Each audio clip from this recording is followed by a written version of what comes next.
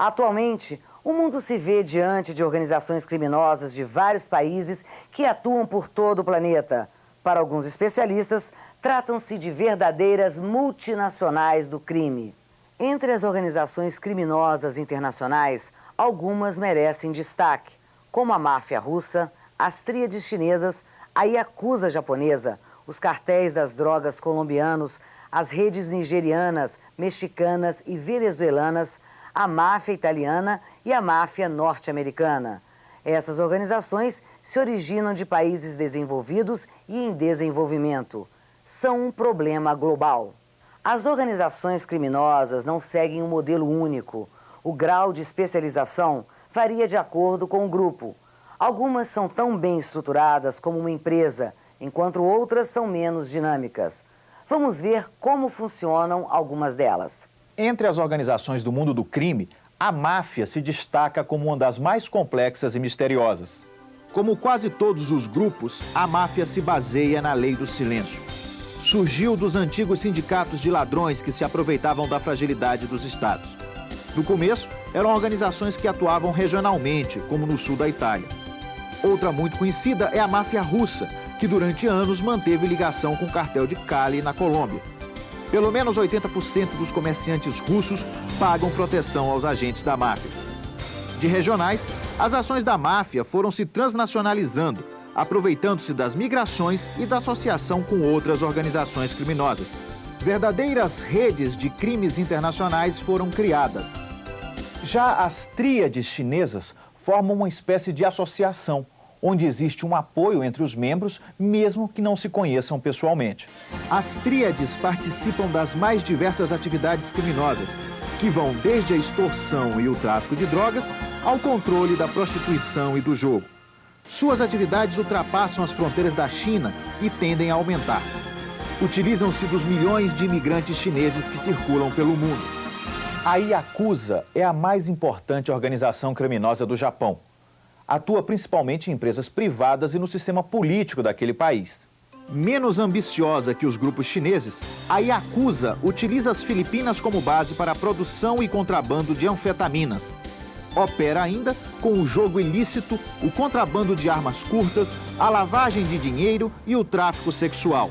Investem pesado nos setores imobiliário e turístico, produzindo um rentável ciclo de lavagem de capitais. Os cartéis colombianos são únicos em seu gênero. Em particular, o cartel de Cali é o grupo mais forte da chamada indústria da cocaína e está infiltrado em todas as camadas da sociedade colombiana. Em vários aspectos, o cartel atua como uma empresa multinacional. Desenvolveu a distribuição da heroína colombiana. Aperfeiçoou o transporte de drogas com a técnica da prensagem da cocaína em cartões, vidros e plásticos. E a situação se agrava ainda mais quando os narcotraficantes se associam a grupos guerrilheiros como as Forças Armadas Revolucionárias da Colômbia, as FARC. As organizações nigerianas se destacam pela atuação no tráfico de drogas e pelas fraudes. As fraudes com cartão de crédito, bancos, identidades falsas, bolsas de estudo e seguros são as maiores habilidades dos nigerianos. Por falar em vários dialetos, fica mais difícil para os serviços de segurança manter uma vigilância eficaz sobre os nigerianos. Apesar das dificuldades, a comunidade internacional tem buscado combater o crime organizado. Para isso, conta com o apoio de organismos internacionais, como a Organização das Nações Unidas, a ONU, a Organização para a Cooperação e o Desenvolvimento Econômico, OCDE, e a Organização dos Estados Americanos, OEA. A atuação do crime organizado tem se beneficiado da dificuldade de cooperação entre muitos países. Há obstáculos, por exemplo, para extraditar criminosos ou combater as organizações delitivas. A ONU deixou claro que uma resposta ao problema só será efetiva se houver cooperação internacional. Passo importante foi dado em 1997, com a criação do Centro Internacional para a Prevenção do Crime. Em 1999, durante a Convenção de Palermo, na Itália, 124 países assinaram um termo de compromisso contra o crime organizado transnacional. Mas o acordo só entrou em vigor em 2003. No final de 2004, mais de 90 países já haviam aderido à convenção, entre eles o Brasil. A Convenção de Palermo estabeleceu ações comuns de combate à criminalidade, que deverão ser seguidas pelos países que fazem parte da convenção. Cooperação é a palavra-chave.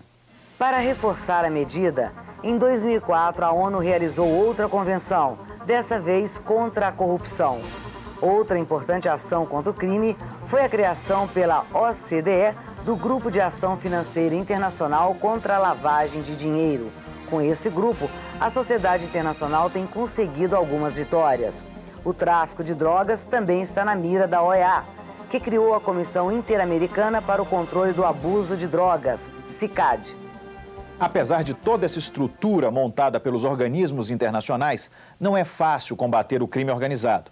Mas esse é um dos principais problemas da agenda internacional da atualidade e talvez o maior problema da sociedade do século XXI. Ações eficazes só terão êxito se houver cooperação internacional ampla e comprometida. Essa cooperação envolve não só as organizações internacionais e os estados, mas ações internas e a colaboração dos diferentes segmentos do poder público e da sociedade. Trata-se de um problema cuja solução necessita da participação de todos. E para falar sobre crime organizado, vamos acompanhar a entrevista com o professor do curso de Relações Internacionais da UNB, Argemiro Procópio. É comum o envolvimento dos governos nessas organizações? Infelizmente, muitos governos acabaram cooptados, porque na América Latina existe até a expressão que nós falamos do narcovoto, existe a expressão narcodemocracias, ou seja, são aqueles países onde a corrupção é tão forte que ela penetra no tecido social, ela penetra no poder judiciário, ela penetra no poder legislativo, ela penetra no poder executivo. Então, essa ilegalidade e as drogas, elas andam muito de mão dada com a corrupção, com o desvio de dinheiro de obras públicas, né? Isso daí, obras superfaturadas.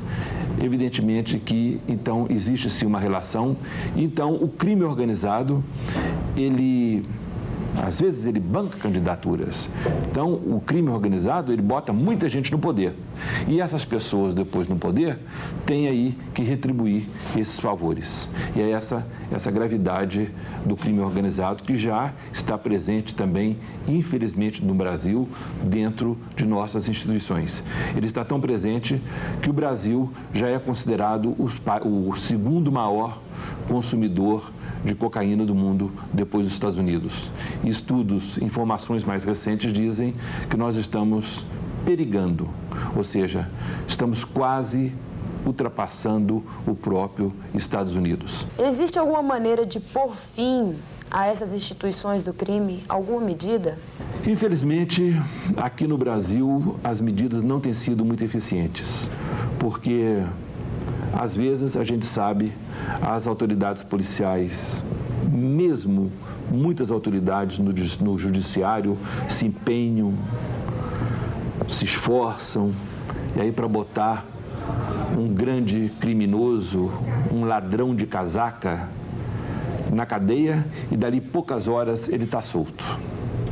Então, um prende e o outro solta.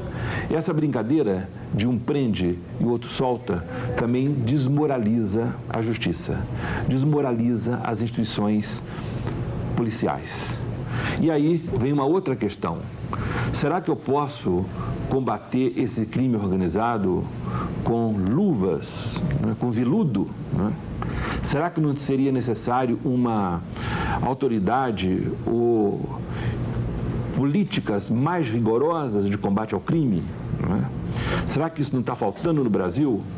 Será que essa desorganização, essa banalização do crime, isso é parte da democracia ou isso é uma grande ofensa à democracia? A luta contra o crime organizado, ela necessita também de leis que não sejam contraditórias. E necessita, então, de um trabalho conjunto. A classe, nós, não apenas os educadores, nós temos que trabalhar contra o crime organizado. Precisamos do apoio também na classe política. Precisamos do apoio nas autoridades policiais. Precisamos do apoio das igrejas. Precisamos do apoio das famílias. Quer dizer, então, é um trabalho coordenado, é como se fosse uma corrente. E cada setor tem um elo. No próximo programa, vamos falar sobre o Brasil e as relações internacionais. Esperamos você. Até lá!